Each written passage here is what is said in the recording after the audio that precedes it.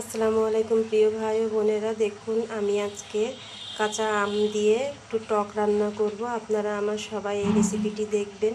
যদি আমার এই রেসিপিটি ভালো লাগে প্লিজ প্লিজ প্লিজ একটা লাইক, কমেন্ট এবং সাবস্ক্রাইব করে দিবেন। তাহলে আমার ভিডিওটি দেখতে থাকুন। দেখুন আমি আম, হলুদ, লবণ আর পানি দিয়ে দিয়েছি পরিমাণ মতো। ফ্রাই প্যানে দিয়ে সিদ্ধ করে নিচ্ছি। দেখুন আমটা সিদ্ধ হয়ে গেছে, আমি নামিয়ে হালকা একটু এরকম করে ঘুটে নেব যাতে একটু টক টক লাগে।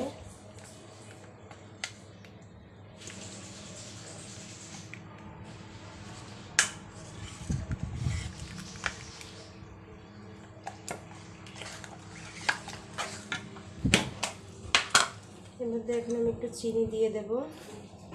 এখন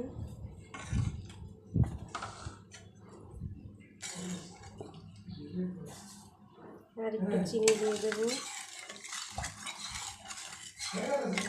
এবার আমি চুলায় দিব, জালটি ধরিয়ে দেব। একটু ফোটা পর্যন্ত অপেক্ষা করব। দেখুন ফুটে গিয়েছে, আমি এখন নামিয়ে নেব। তেলের পরে দেব।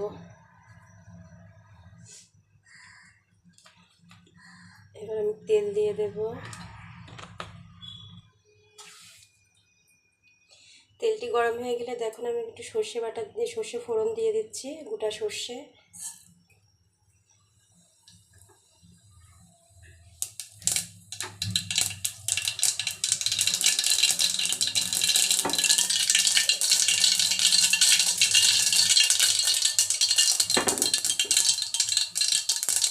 এটা সর্ষে ফোড়ন দিচ্ছি, এখন আমি